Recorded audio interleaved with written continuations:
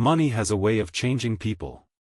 It can turn a desperate father into a calculated risk-taker, a failing ranch into a battleground, and a single night into a lifetime of consequences. When Marcus Thompson received that phone call on a Tuesday evening in March, he had exactly $73 in his checking account and a foreclosure notice burning a hole in his kitchen table. The voice on the other end offered him $10,000 for one night's work. No questions asked. No guarantees given. Just $10,000 and a choice that would test every moral fiber he thought he possessed. The rancher's weathered hands trembled slightly as he gripped the phone tighter. Outside his kitchen window, the vast Montana landscape stretched endlessly, dotted with cattle that might not be his much longer. His wife Sarah was upstairs, unaware that their entire future hung in the balance of this conversation. His daughter Emma was at college, trusting that her tuition would be paid next semester. And, somewhere in the darkness of that March night, a stranger was offering him a lifeline that felt more like a noose. "What exactly are you asking me to do?" Marcus had whispered into the phone, already knowing that whatever the answer was, he was probably going to say yes. Desperation has a way of making saints into sinners and turning good men into accomplices. The rancher slowly tightened his grip and turned toward a decision that would change everything. Marcus Thompson had been staring at the foreclosure notice for 3 hours when the phone rang. The document lay spread across his kitchen table like a death certificate, its legal language as cold and unforgiving as the Montana winter that had just released its grip on his ranch. The words blurred together after a while, but the meaning was crystal clear: 60 days to pay $200,000, or lose everything his family had built over 3 generations. The phone's shrill ring cut through the silence of the farmhouse. Sarah had gone to bed early, exhausted from another day of trying to make their dwindling savings stretch. Their daughter Emma was hundreds of miles away at college, blissfully unaware that her father was considering dropping out to help save the ranch. Marcus let the phone ring twice before answering, his voice rough with exhaustion and defeat. "Thompson residence. Marcus Thompson?" The voice was unfamiliar, smooth and confident with just a hint of an accent he couldn't place. "Yeah, that's me. Who's this?" "My name is Vincent Carrera. I represent certain business interests in the area. I understand you might be facing some financial difficulties." Marcus felt his stomach drop. Word traveled fast in small towns, and the last thing he needed was some lone shark circling like a vulture. "I don't know what you've heard, but relax, Mr. Thompson. I'm not calling to collect anything. Quite the opposite, actually. I'm calling to offer you an opportunity."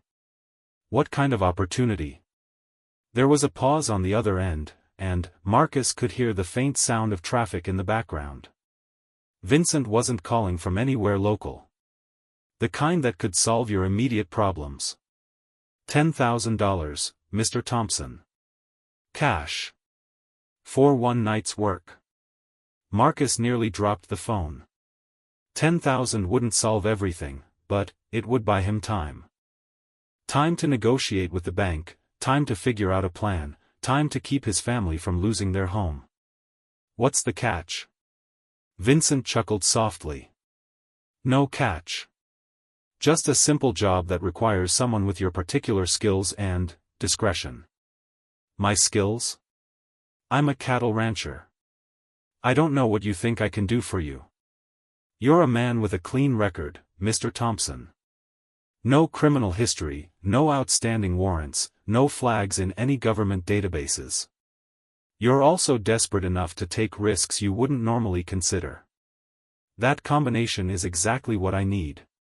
The honesty of the statement hit Marcus like a physical blow. This stranger had done his homework, knew exactly how vulnerable Marcus was right now. It should have been a warning sign, but, instead, it felt almost refreshing after weeks of pretending everything was fine. "What exactly are you asking me to do?" "Transport a package from point A to point B. That's it. No questions asked, no details shared. You pick up a package tomorrow night, drive it to a specified location, and drop it off. The entire job takes maybe 6 hours, and you walk away $10,000 richer. What's in the package? I just told you, Mr. Thompson. No questions asked. That's part of what makes this arrangement so simple. Marcus closed his eyes and rubbed his temples. Every instinct he had was screaming that this was dangerous, illegal, or both. But the foreclosure notice seemed to pulse with malevolent energy from where it lay on the table, and he could hear Sarah shifting restlessly upstairs, probably wondering how they were going to break the news to Emma. Where would I be picking up this package?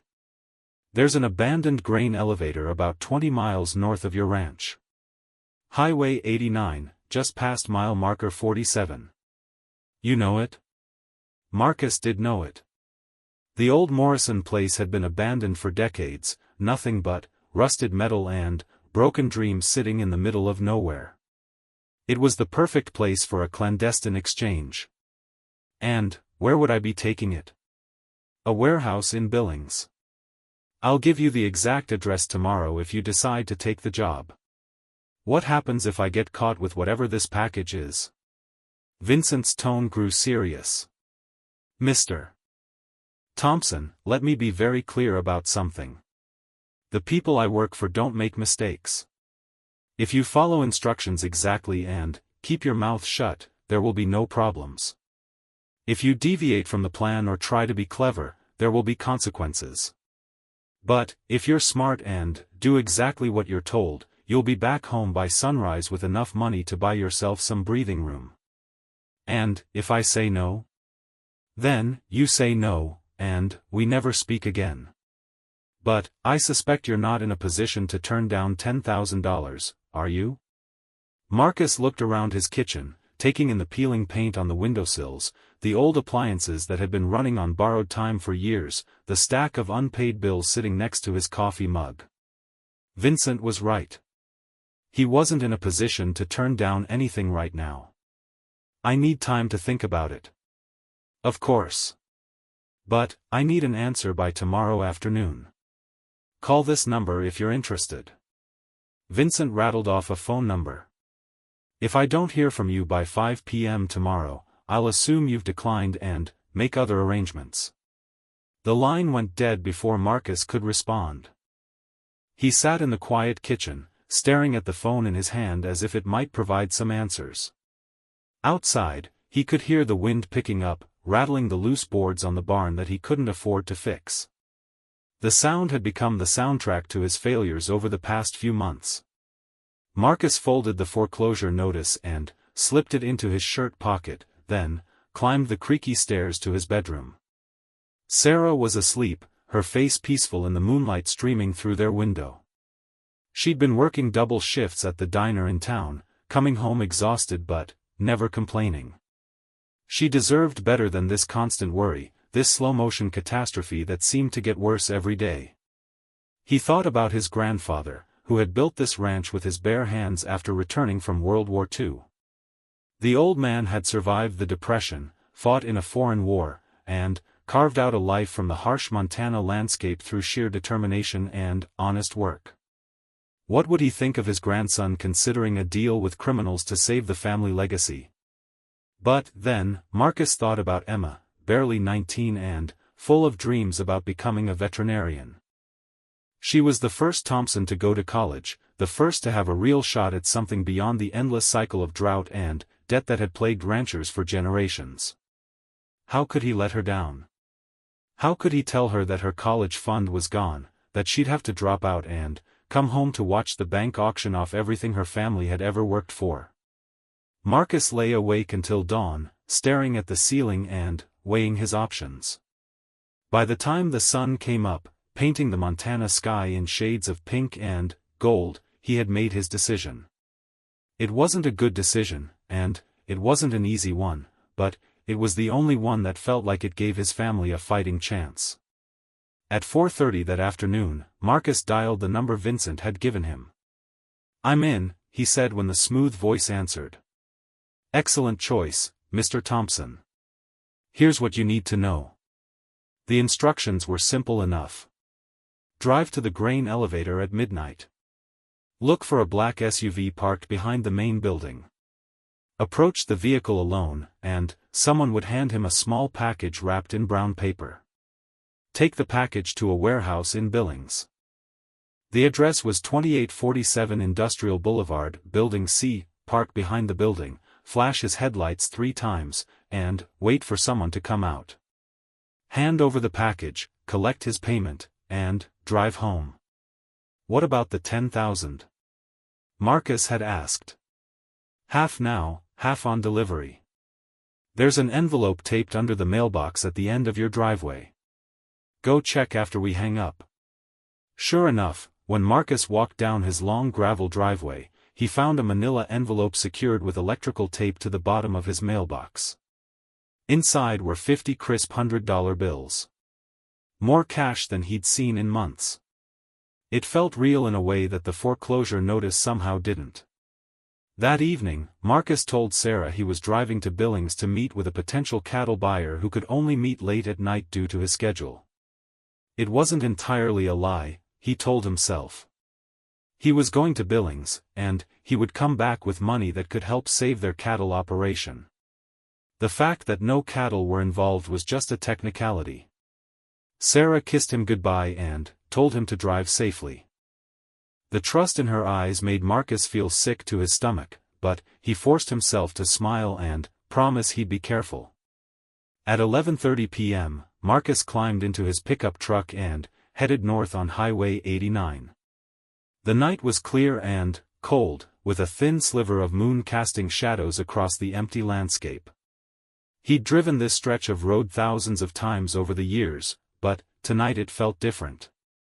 Tonight, it felt like he was driving toward the edge of something he might not be able to come back from. The grain elevator appeared in his headlights exactly where he remembered it, a skeletal monument to agricultural dreams that had died decades ago. Marcus pulled off the highway and followed the crumbling access road toward the main building, his heart hammering in his chest. Behind the grain elevator, exactly as promised, sat a black SUV with tinted windows. Marcus parked 20 feet away and shut off his engine. For a moment, he sat in the darkness, giving himself one last chance to change his mind. He could start the truck, drive home, and pretend this had never happened. The $5,000 in his pocket would help, but it wouldn't solve the fundamental problem. In 2 months, the bank would still come for his ranch. A figure emerged from the SUV, silhouetted against the star-filled sky. Male, medium height, wearing dark clothing. The man approached Marcus's truck slowly, his hands visible and non-threatening. Marcus rolled down his window. "You Thompson?" "Yeah." The man handed him a package about the size of a hardcover book, wrapped in brown paper and sealed with tape. It was heavier than Marcus had expected, and something inside shifted slightly when he moved it. Straight to Billings. No stops, no detours. Don't open the package, don't shake it, don't try to X-ray it or figure out what's inside. Just transport it safely and collect your money. Got it. One more thing. The man leaned closer to the window. If you're thinking about getting creative, don't. We know where you live, where your wife works, where your daughter goes to school. This is business, nothing personal. But business stays business only as long as everyone follows the rules. Marcus nodded, his throat too dry to speak. The man stepped back from the truck and disappeared into the SUV. A moment later, the black vehicle pulled away, leaving Marcus alone with the package and his racing thoughts.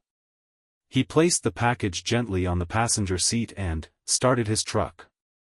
As he drove back to the highway, Marcus couldn't help but notice how quiet everything seemed. No other vehicles on the road, no lights in the distance, nothing but him and whatever he was carrying toward Billings. The drive to the city took an hour and 40 minutes. Marcus spent most of it trying not to think about what might be in the package beside him. Drugs seemed most likely, but it could be anything. Money, documents, something worse. The weight and the way it shifted suggested multiple smaller items wrapped together. Billings looked different at 2 in the morning. The streets were mostly empty except for the occasional police cruiser and a few die-hard bar patrons making their way home. Marcus followed the GPS on his phone to Industrial Boulevard, a stretch of warehouses and shipping facilities on the south side of the city. Building C was a nondescript concrete structure with loading docks and minimal lighting. Marcus drove around to the back as instructed and parked facing the rear entrance. He flashed his headlights 3 times and waited. Within minutes, a door opened and another figure emerged. This one was older, wearing a suit despite the late hour. He walked calmly to Marcus's truck. "Package?" Marcus handed it over through the window. The man examined it briefly, checking the tape seals and overall condition. "Good work. Here's the rest of your payment." He handed Marcus another manila envelope, this one thicker than the first. Inside were 50 more $100 bills, exactly as promised. "Drive safe getting home, Mr. Thompson. And, remember what you were told about keeping quiet." The man disappeared back into the warehouse, and Marcus was alone again.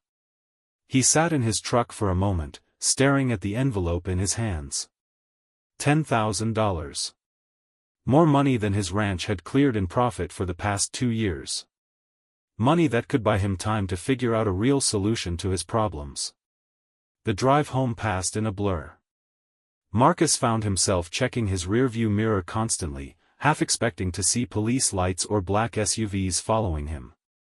But the highway remained empty, and he made it back to his ranch without incident. Sarah was still asleep when he quietly slipped into bed at 4:30 a.m. Marcus lay awake watching the sky gradually lighten outside their bedroom window, the envelope of cash hidden in his dresser drawer like a guilty secret. He had crossed a line tonight, made a deal with people who lived in a world he didn't understand. But Emma's tuition was safe for another semester, and he had bought himself 2 months to figure out how to save the ranch through legitimate means. As sleep finally claimed him, Marcus tried to convince himself that it had been a one-time thing, a desperate measure for desperate times. He tried to ignore the part of his mind that wondered when Vincent Carrera might call again, and what he might be willing to do for the next envelope full of cash. 3 weeks had passed since that midnight drive to Billings, and Marcus had almost convinced himself it was over. The $10,000 had bought him precious time with the bank, enough to negotiate a temporary payment plan that kept the foreclosure wolves at bay. Sarah had been thrilled when he told her about the cattle buyer, who had paid cash for future delivery rights, and Emma had called to thank him for ensuring her spring semester tuition was covered. Everything seemed to be settling back to normal.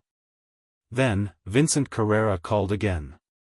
This time, Marcus was in the barn when his cell phone rang, checking on a pregnant cow that had been showing signs of distress. The unfamiliar ringtone echoed off the wooden walls, causing the cattle to shift nervously in their stalls. "Hello, Mr. Thompson. I trust you've been well since our last arrangement?" Marcus felt his blood turn to ice water. "What do you want?" "Straight to business." "I appreciate that. I have another opportunity for you. Same terms, same compensation." "No." The word came out before Marcus could think about it. "I'm not interested." Vincent chuckled softly. "I think you might want to reconsider. You see, your situation hasn't really improved, has it? $10,000 bought you time, not solutions. The bank is still circling, your overhead costs haven't decreased, and cattle prices haven't magically rebounded." Marcus gripped the phone tighter. "I said no. Find someone else." "There is no one else, Mr. Thompson. You proved yourself reliable, discreet, and effective. Those qualities are rare in this business. Plus, you've already crossed the line once. The moral complexity of doing it again is significantly reduced. You don't know what you're talking about. Don't I? Let me ask you something. When you deposited that money, did you report it as income? Did you tell your wife where it really came from? Have you been sleeping soundly at night, or do you find yourself checking locks twice and jumping at unexpected sounds? Marcus said nothing, but Vincent's accuracy was unsettling. He had been having trouble sleeping, and he'd caught himself being paranoid about things that never used to bother him. The truth is, Mr. Thompson, you're already in this world whether you want to admit it or not. The only question is whether you're going to profit from it or pretend it doesn't exist while your ranch slowly dies. What's the job? Similar to last time, but with a longer drive. You'd be taking a package from the same pickup location to Denver. The pay is $15,000 this time. $15,000. That would be enough to make a real dent in what he owed the bank, maybe even buy him 6 months instead of the 2 he'd gained from the first job. Why more money? Distance, time commitment, and the fact that you're a proven commodity. Think of it as a performance bonus. Marcus closed his eyes and leaned against the barn wall. The pregnant cow lowed softly, as if sensing his distress. I need time to think. Of course. But I need an answer by tomorrow evening. Same number, same timeline. The line went dead, and Marcus found himself staring at his phone in the dusty light filtering through the barn windows. Around him, the cattle continued their quiet routine, oblivious to the storm building in their owner's mind. That evening at dinner, Sarah was unusually chatty, excited about a new job opportunity she'd heard about at the bank in town. The head teller position was opening up, and the manager had specifically mentioned Sarah as a strong candidate. It would mean regular hours, she said, passing Marcus the mashed potatoes.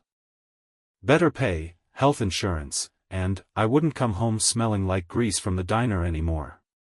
Emma called during dessert, full of enthusiasm about her organic chemistry class and plans for veterinary school applications. She talked for 20 minutes about her professors, her friends, and the internship she was hoping to land at a large animal practice in Colorado. Dad, I can't tell you how grateful I am that you guys are making this possible, she said before hanging up. I know things have been tight, but you're giving me a chance at a real future. After Sarah went to bed, Marcus sat in his kitchen with a cup of coffee and tried to think through his options objectively. The ranch was still bleeding money. Even with the temporary reprieve he'd bought from the bank, the fundamental math hadn't changed. Unless cattle prices improved dramatically or he found a way to reduce operating costs, he'd be back in the same desperate situation within months. The honest truth was that $15,000 could change everything.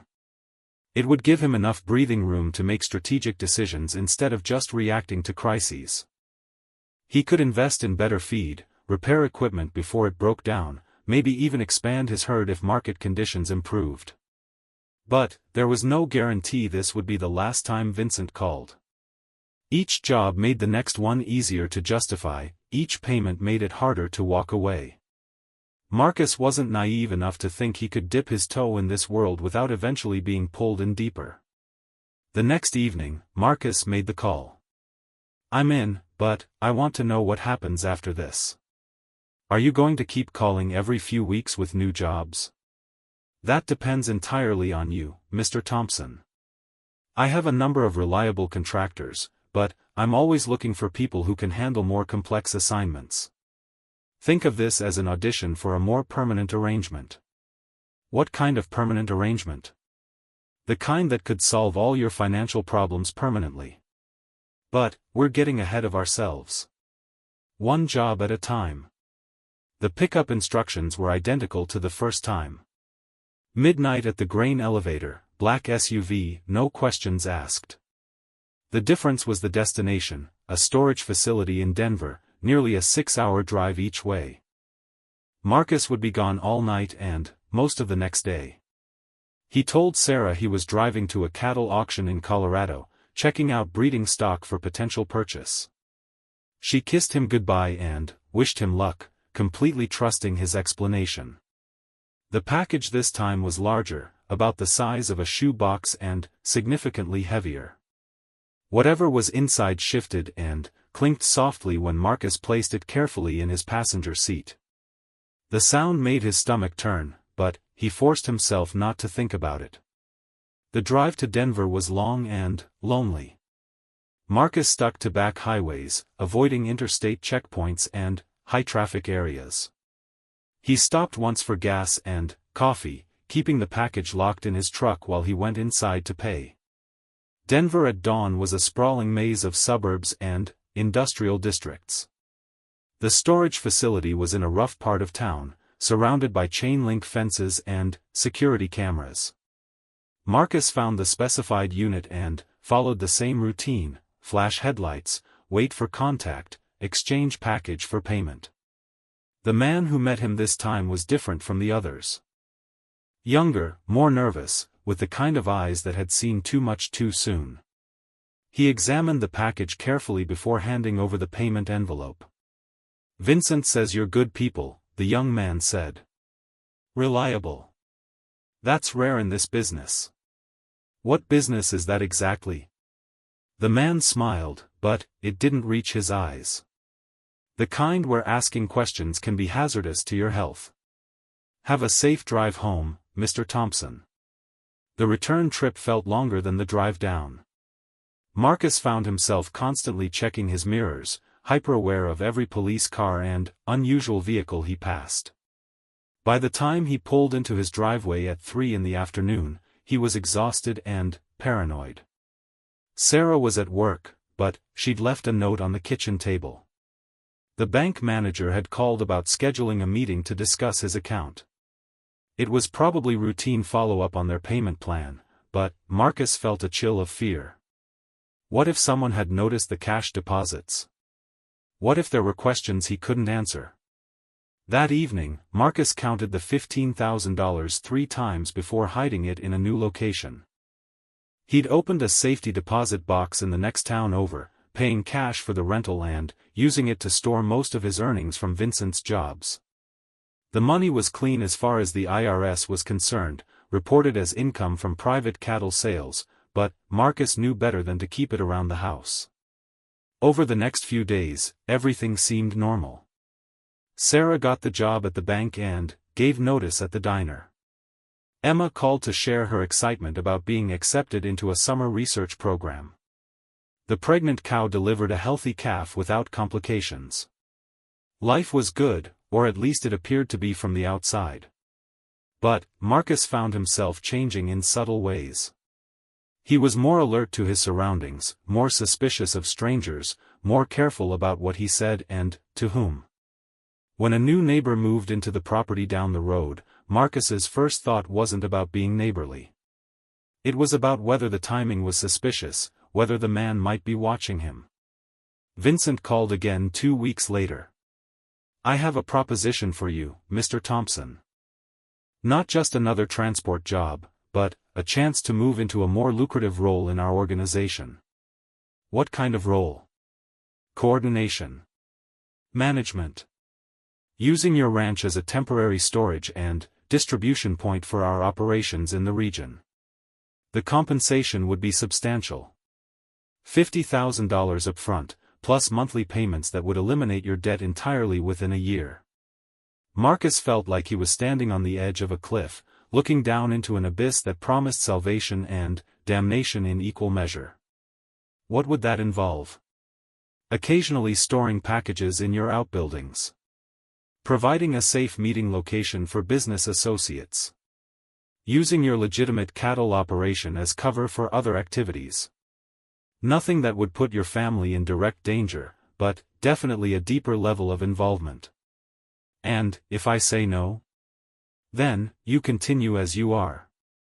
Occasional transport jobs, steady but limited income. Of course, those opportunities might become less frequent as we develop other resources. The threat was subtle but unmistakable. Marcus had become useful to Vincent's organization, but he wasn't irreplaceable.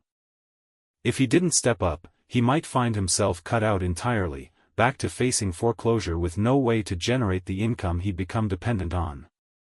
"I need time to consider this." "Of course. But don't take too long, Mr. Thompson. Opportunities like this don't stay open indefinitely. That night, Marcus walked the perimeter of his property in the darkness, looking at his land with new eyes. The old barn could easily hide packages without Sarah noticing. The back pastures were invisible from the road and rarely visited by neighbors. The ranch was perfectly positioned for exactly the kind of activities Vincent was describing. He thought about his grandfather again, wondering what the old man would say about using the family land for criminal enterprises. But he also thought about Emma's dreams, Sarah's new job, and the chance to finally stop worrying about money every single day. Standing in the cold Montana night, surrounded by 3 generations of honest work and family history, Marcus Thompson made the decision that would transform him from a desperate rancher into something else entirely. Something he wasn't sure he recognized, but something that might finally be strong enough to protect everything he loved. The next morning, he called Vincent's number. "I'm interested in hearing more about this coordination role," Marcus said. "Excellent. I'll be in touch with details soon. Welcome to the organization, Mr. Thompson." As he hung up the phone, Marcus caught his reflection in the kitchen window. The man looking back at him had the same face, the same weathered hands, the same tired eyes.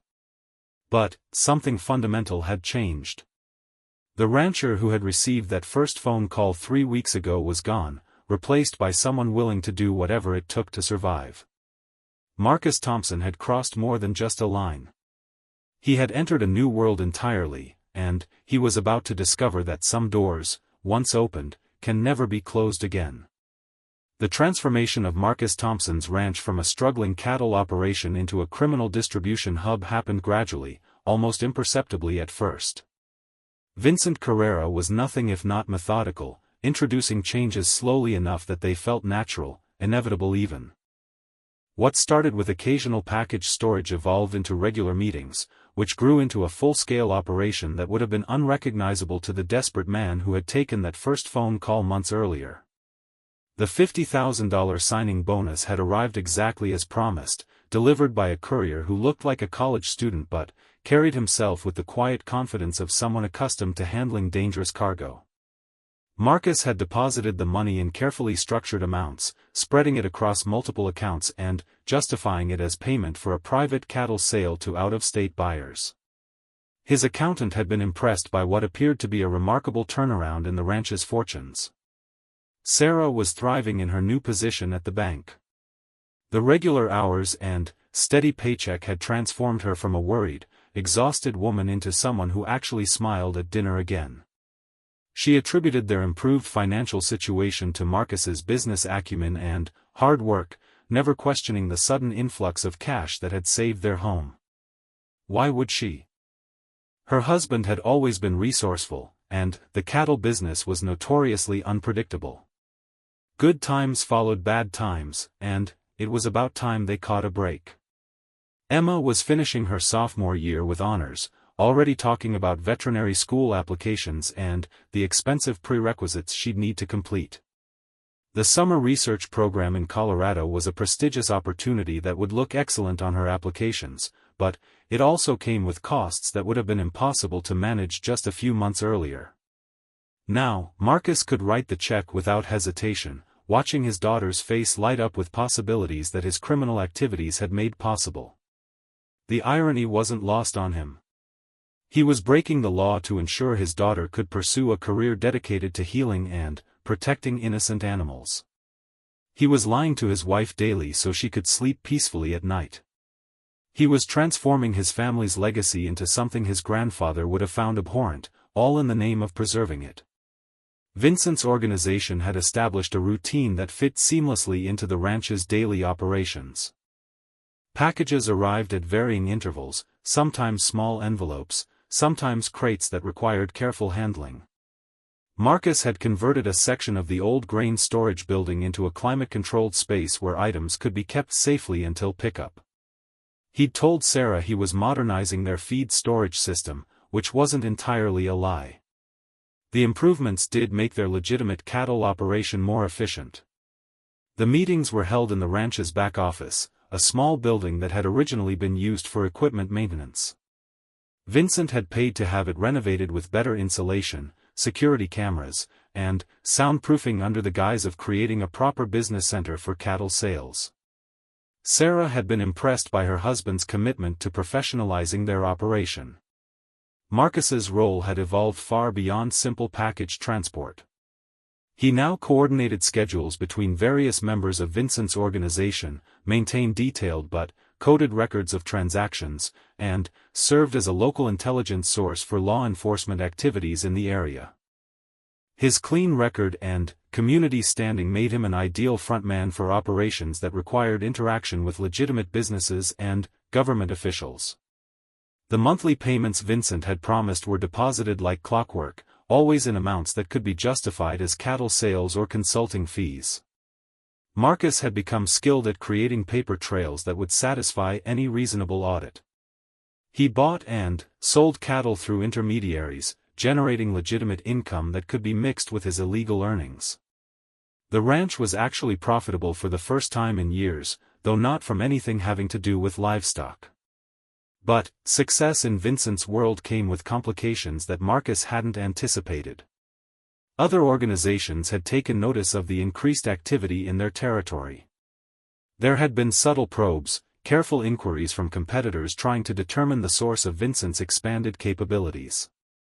Marcus found himself learning about territorial disputes, supply chain management, and conflict resolution in ways that no legitimate businessman ever should.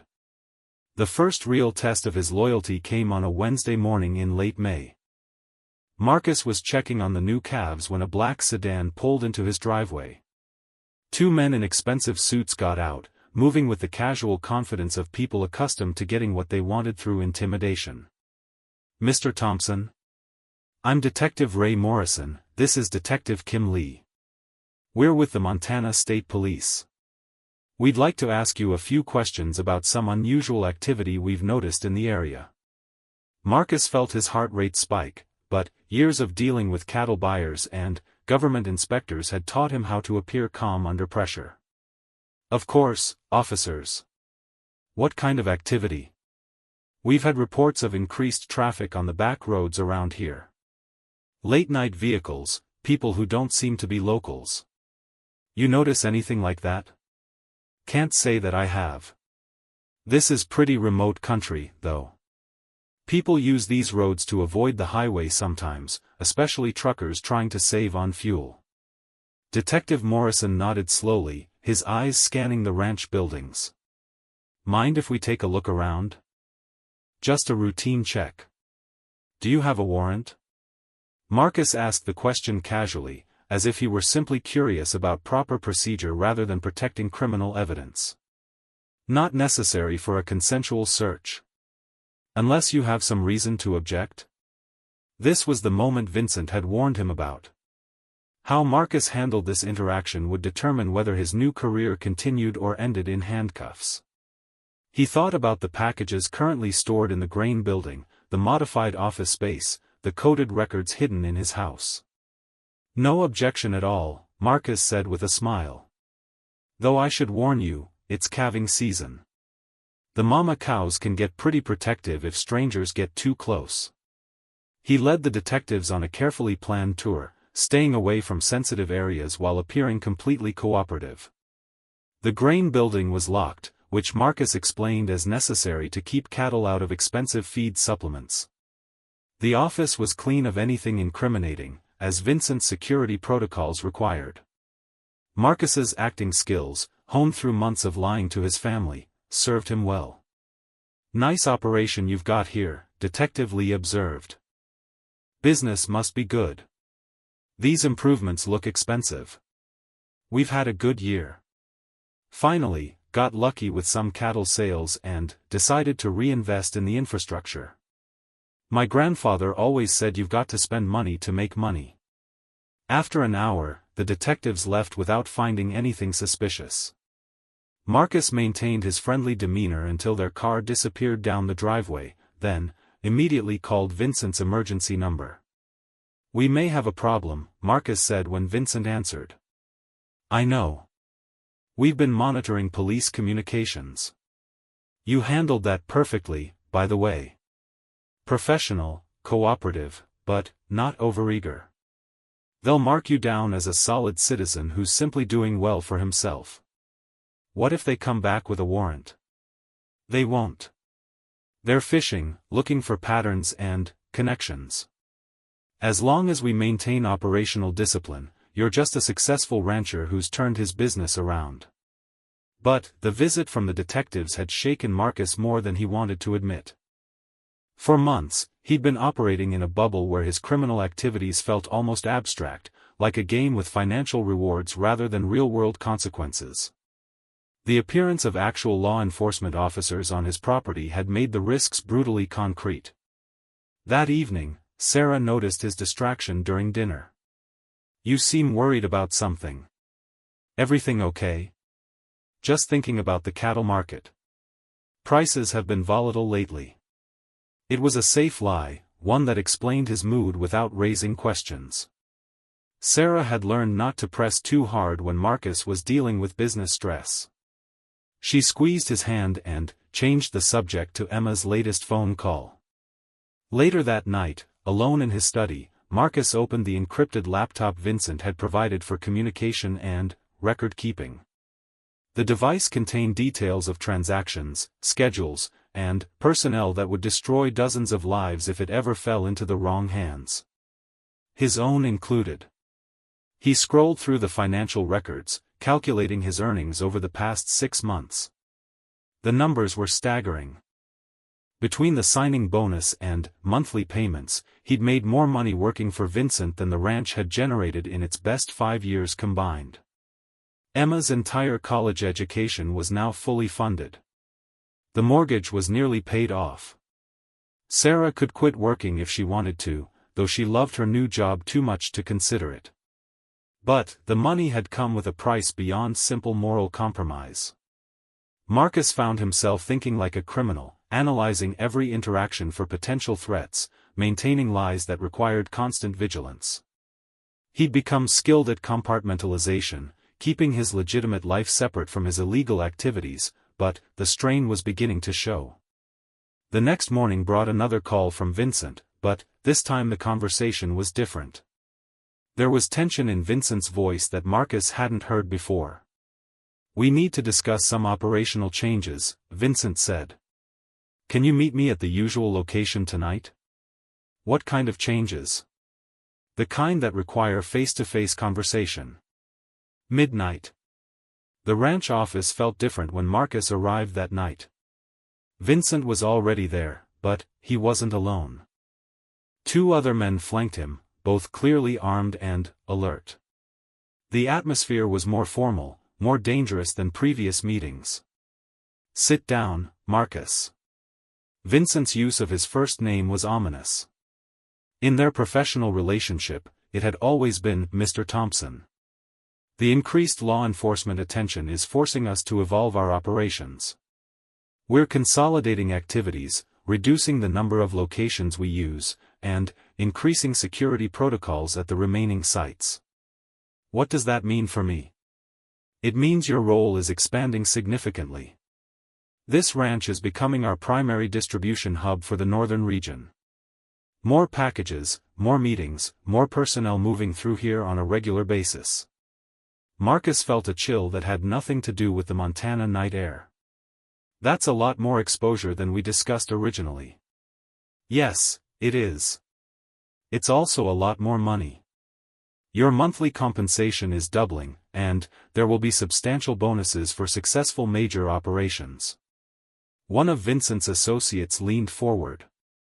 "The thing is, Marcus, we're past the point of casual involvement. You know too much about our operations, our people, our methods. You're either all in, or you're a liability we need to manage." The threat was explicit, delivered in a calm voice that made it even more terrifying. Marcus understood now that he'd passed a point of no return without realizing it. There was no graceful exit from this world, no way to take his money and walk away clean. "What exactly are you asking me to do?" Vincent smiled, but it was cold and calculating. We're asking you to become a full partner in our organization. To let us use this ranch as our base of operations for the region. To accept that your old life as a simple cattle rancher is over, and embrace what you've become instead. And, if I refuse? Then, we'll be very disappointed, the other associate said. And, disappointed people in our business tend to make poor decisions that everyone ends up regretting. Marcus looked around the office, taking in the security cameras, the reinforced door, the communications equipment that had transformed his grandfather's simple storage building into a criminal command center. He thought about Sarah sleeping peacefully in their farmhouse, trusting that her husband was building a legitimate future for their family. He thought about Emma, excited about her summer research program and veterinary school applications. How much money are we talking about? Marcus asked. Vincent's smile became genuine. Enough to make you a very wealthy man. Enough to ensure your family never wants for anything ever again. Enough to make all of this worthwhile.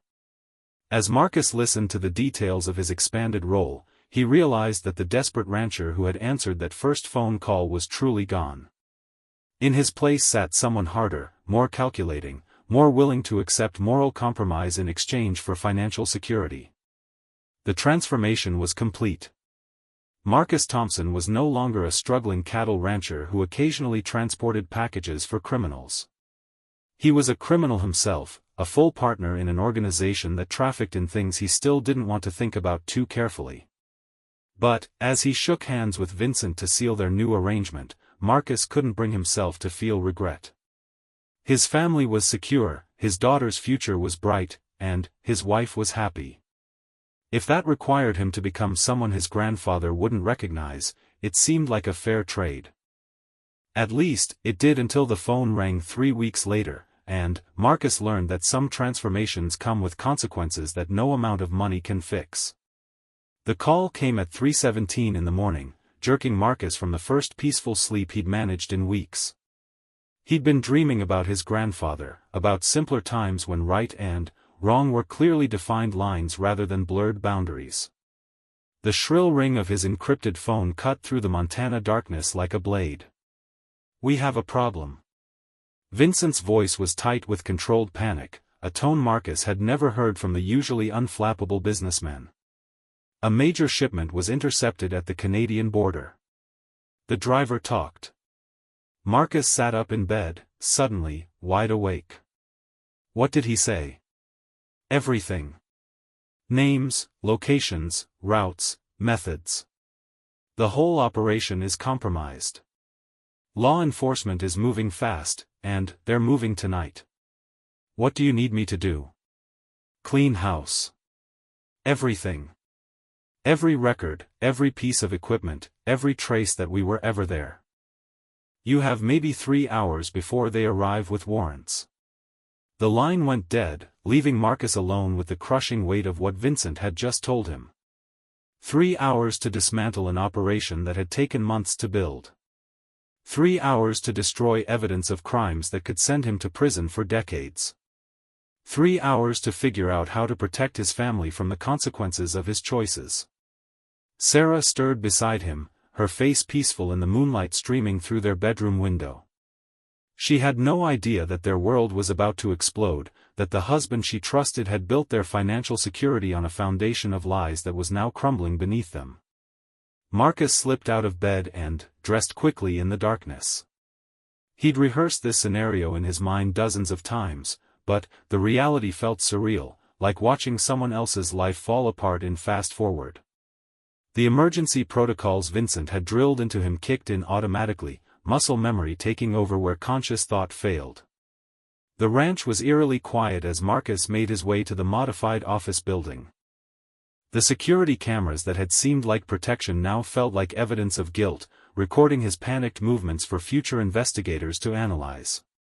He disabled the system first, then began the systematic destruction of everything that connected him to Vincent's organization.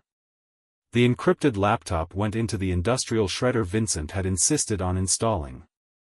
Hard drives were removed from recording equipment and destroyed with a hammer before being dissolved in acid.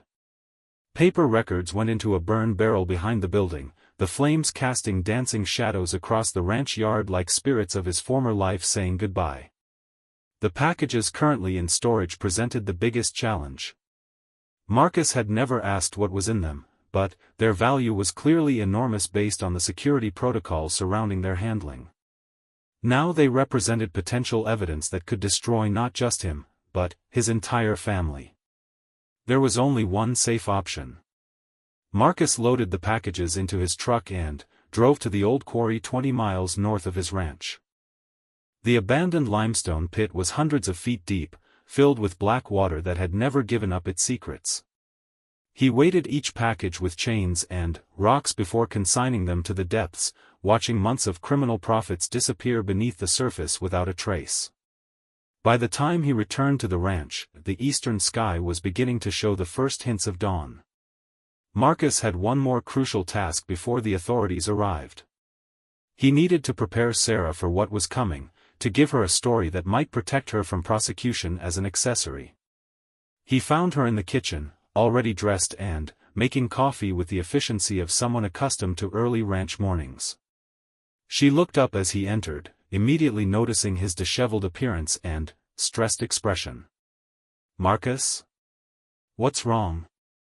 You look terrible."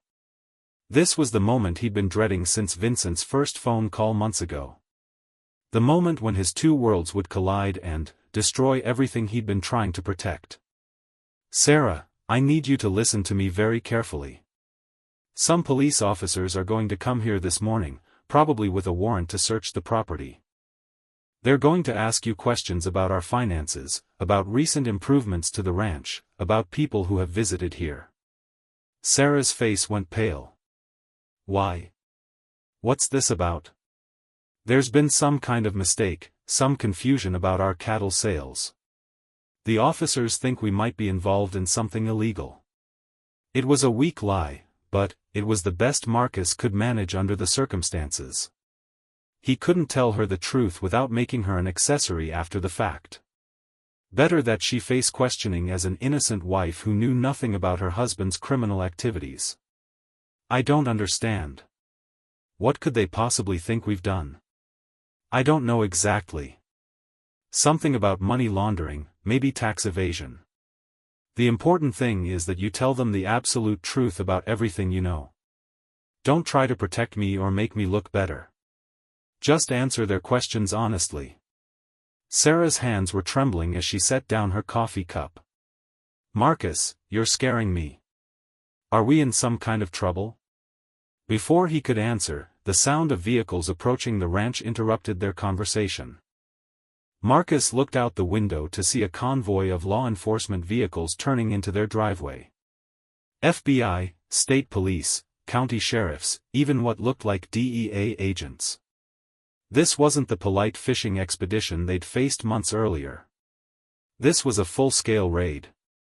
"Remember what I told you," Marcus said, taking Sarah's hands in his.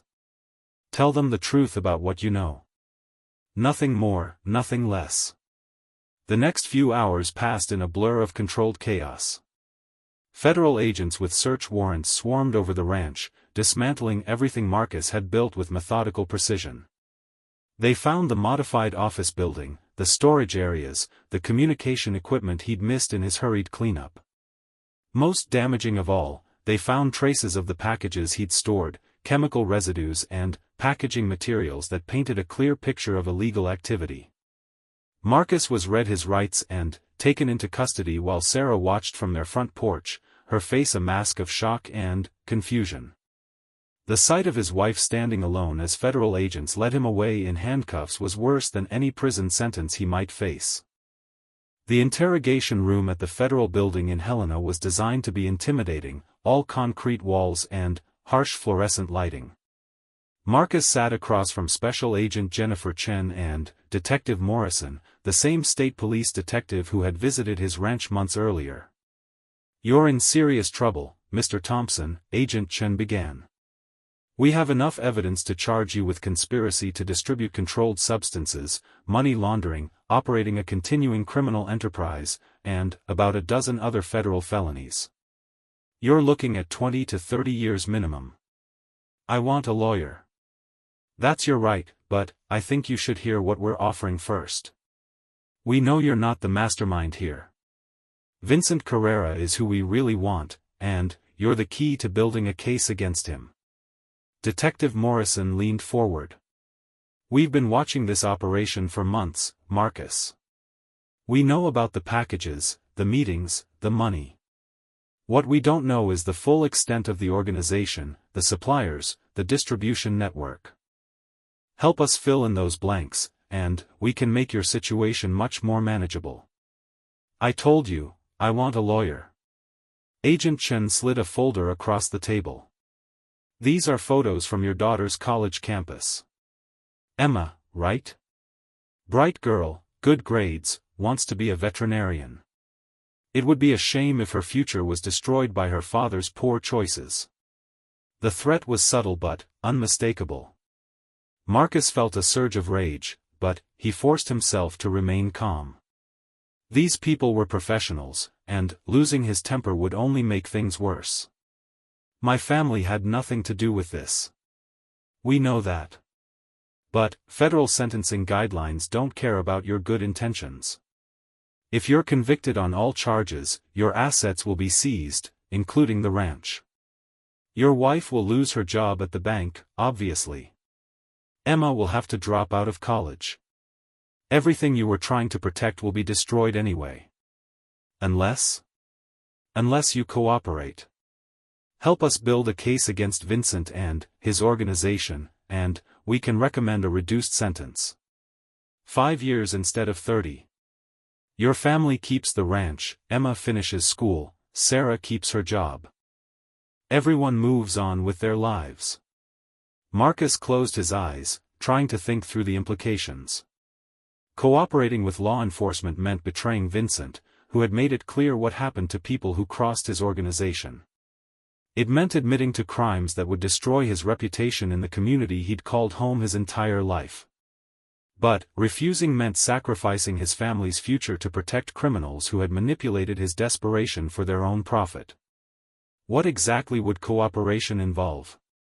Detailed statements about every aspect of the operation. Names, dates, methods, financial arrangements. Testimony in court when we prosecute Vincent and his associates. Continued surveillance and recording if Vincent tries to contact you. And, if Vincent finds out I'm cooperating? Agent Chen and Detective Morrison exchanged glances. We'll do everything we can to protect you and your family. Witness protection might be an option if the threat level becomes too severe. Witness protection. New identities, new lives, permanent separation from everything they'd ever known. It was almost as devastating as the alternatives. Marcus spent the next 6 hours in detailed debriefing sessions, revealing everything he knew about Vincent's operation. The scale of the organization was larger than he'd realized, spanning multiple states and involving dozens of people in various roles. His ranch had been just one piece of a complex puzzle that federal agents had been trying to solve for years. By evening, Marcus was released on his own recognizance, pending formal charges and trial. The drive home felt like traveling through a foreign country, familiar landmarks transformed by the knowledge that everything had changed forever. Sarah was waiting for him in the kitchen, her eyes red from crying but her posture straight with determination. The FBI agents told me some things. About what you've been doing, about why they arrested you. Sarah, I can explain. No. You can't explain. There's no explanation that makes this okay. You lied to me for months. You put our family in danger. You used our home for criminal activities while I slept 10 feet away, completely oblivious.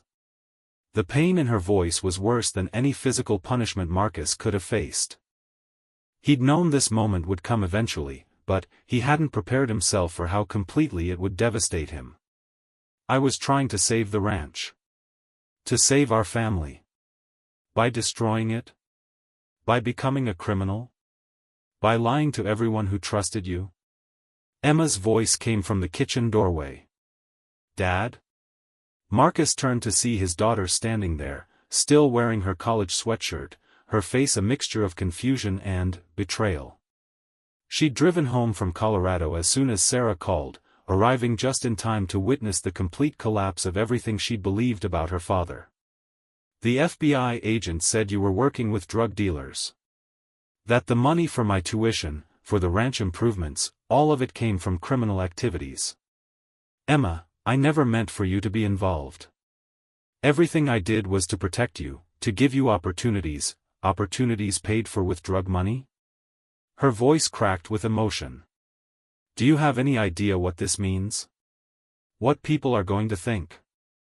What this does to our family's reputation?" Marcus reached toward his daughter, but she stepped back, the physical rejection more painful than anything the federal agents had threatened. "I need some air," Emma said, walking out the back door into the Montana night. Sarah and Marcus sat in silence for several minutes, the kitchen that had been the heart of their family life now feeling like a courtroom where final judgments were being rendered. "What happens now?" Sarah finally asked. "I cooperate with the FBI. I testify against Vincent and his organization. I probably go to prison for a few years, but hopefully not decades. And us?" Marcus met his wife's eyes, seeing in them the death of a marriage that had survived 30 years of struggles but couldn't survive his betrayal. "I don't know. That's up to you." Sarah nodded slowly, as if she'd already made her decision but wasn't ready to voice it yet. "I think you should sleep in the guest room tonight. And probably for the foreseeable future."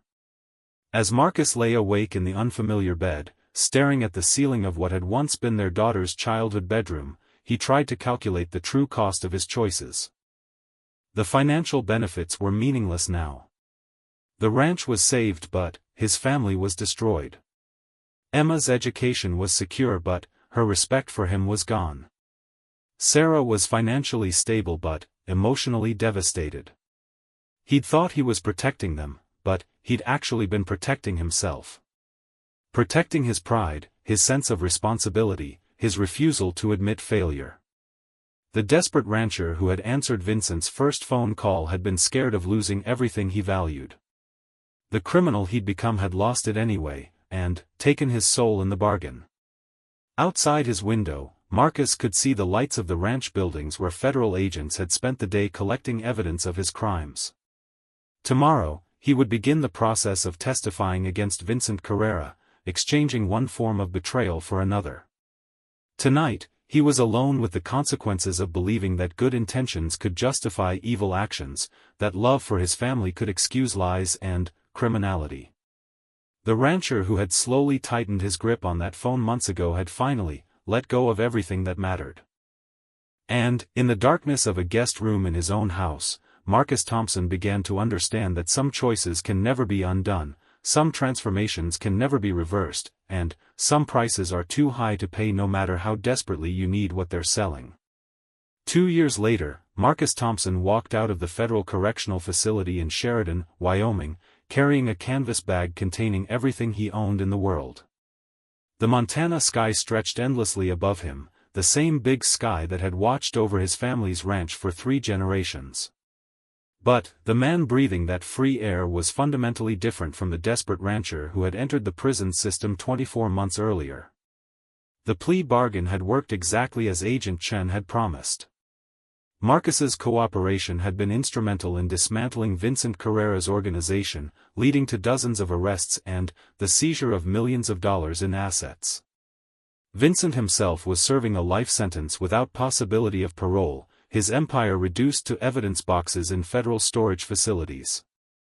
Marcus had testified for 8 days during the trial, his detailed knowledge of the operation's inner workings helping prosecutors secure convictions that would keep dangerous criminals off the streets for decades. In exchange, Marcus had received a sentence of 3 years, with credit for time served and early release for good behavior. It was a fraction of what he might have faced, but the real punishment hadn't been measured in months behind bars. It had been measured in the slow dissolution of everything he'd tried to save through his criminal activities. Sarah was waiting for him outside the prison gates, but she wasn't alone. Her divorce attorney sat in the passenger seat of her car, a symbolic presence that spoke louder than any words about how completely their marriage had ended. She'd filed for divorce 6 months after his arrest, citing irreconcilable differences that were really irreparable trust violations. The proceedings had been civil but final, dividing assets that had been built on lies and criminal profits. "Hello, Marcus," Sarah said when he approached the car. She looked good, healthier than she had in years. The stress lines that had marked her face during their financial struggles were gone, replaced by the calm confidence of someone who had rebuilt their life on solid ground. "Sarah. Thank you for coming. Emma wanted to be here, but she's defending her master's thesis next week. She sends her love." Emma had surprised everyone by not only finishing college but excelling in her veterinary studies. The scandal of her father's arrest had followed her initially, but her academic performance and determination had earned the respect of her professors and peers. She was graduating with honors and had already been accepted into several prestigious veterinary programs. The money Marcus had earned through his criminal activities had indeed secured her future, but at a cost that none of them had anticipated. "How is she?" "Strong. Angry sometimes, but strong. She's learned to separate who you were as a father from what you became as a criminal. It's taken therapy and time, but she's getting there." They drove in silence through the familiar landscape of eastern Wyoming, heading toward Montana and a ranch that no longer belonged to Marcus. The federal asset forfeiture laws had been clear: proceeds from criminal activities were subject to seizure, including property purchased or improved with illegal funds. However, because Sarah had been an innocent spouse with no knowledge of her husband's crimes, she'd been allowed to retain her share of the marital assets.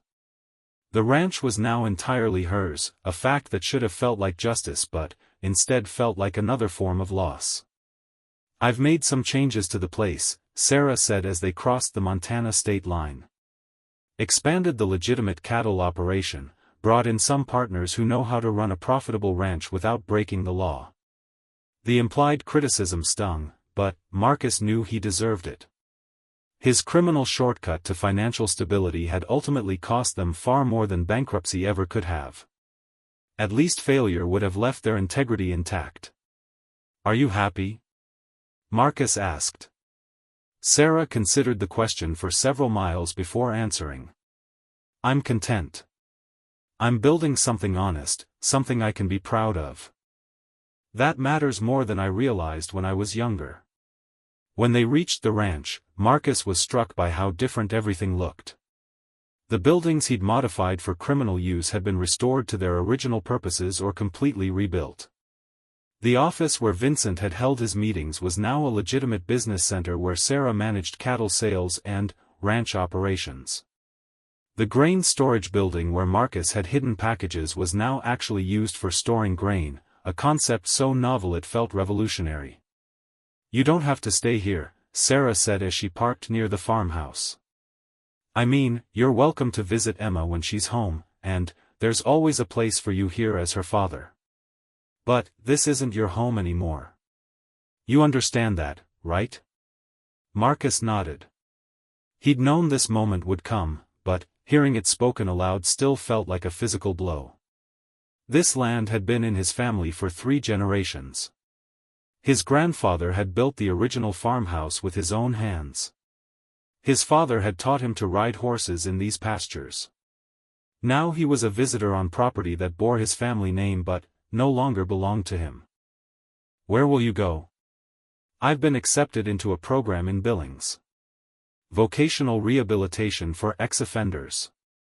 They help people build legitimate careers after prison."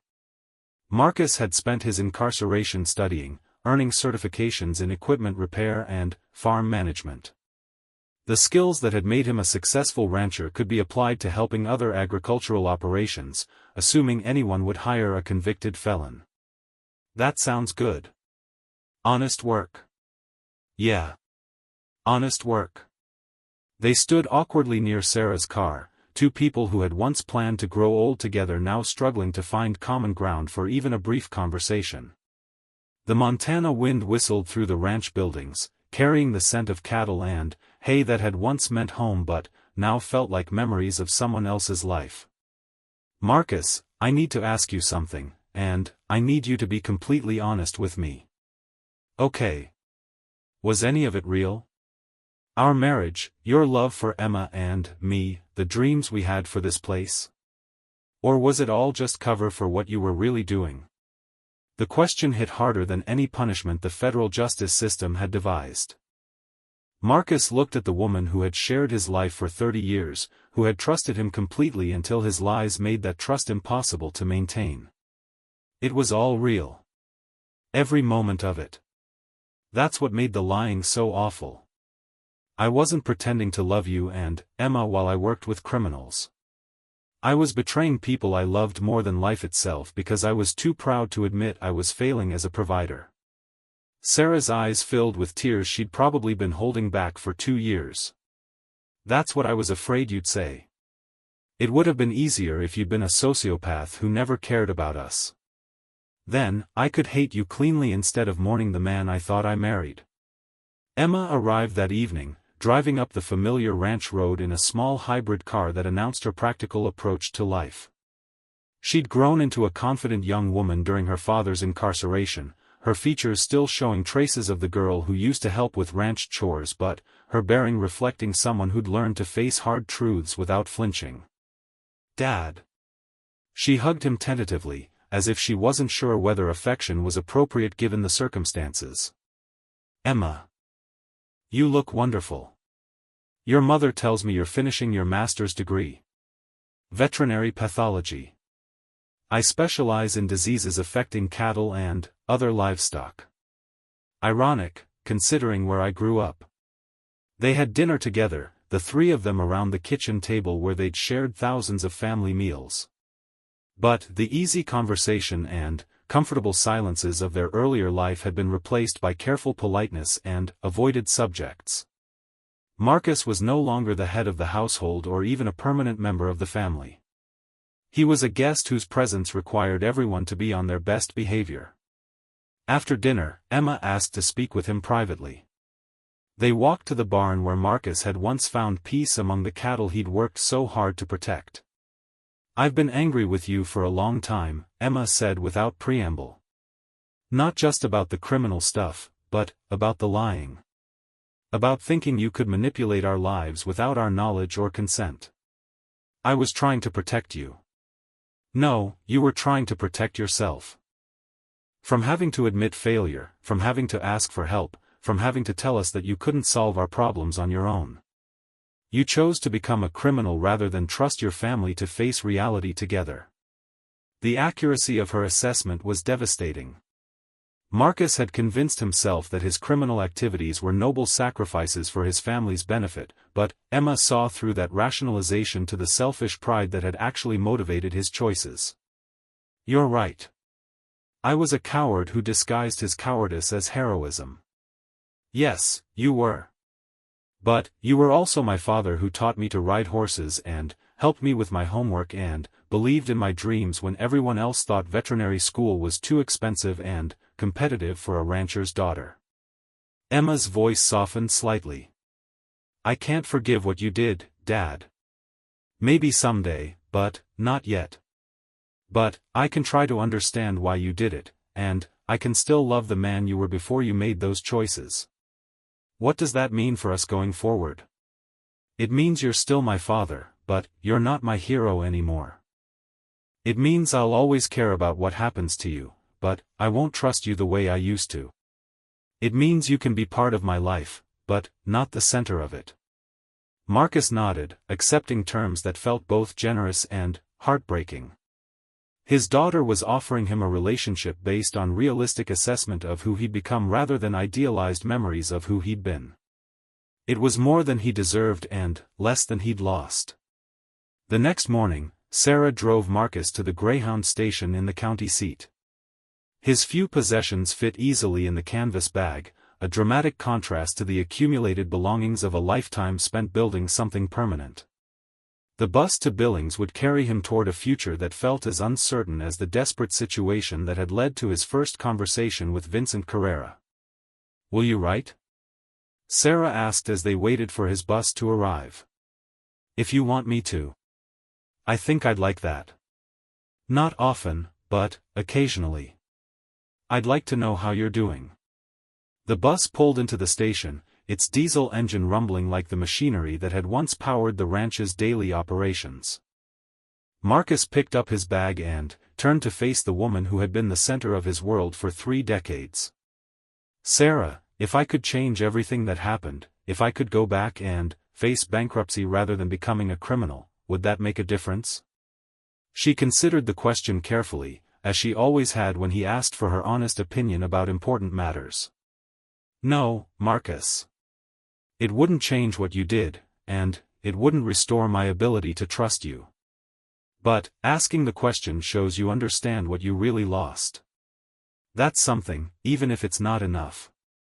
Marcus boarded the bus and found a seat near the back, watching through the window as Sarah drove away from the station. The Montana landscape rolled past the windows as the bus headed east, carrying him away from everything he'd ever known toward a future that offered redemption without restoration. The vocational program in Billings was designed for people like him, ex-offenders trying to rebuild their lives through honest work and careful choices. Marcus threw himself into the training with the same intensity he'd once applied to ranching, learning equipment repair and farm management techniques that could make him valuable to agricultural operations throughout the region. The work was satisfying in ways his criminal activities had never been. Each machine he repaired, each efficiency he helped implement, each problem he solved represented genuine value creation rather than parasitic theft from legitimate society. The pay was modest compared to what he'd earned working for Vincent, but it was clean money that didn't require lies or moral compromises.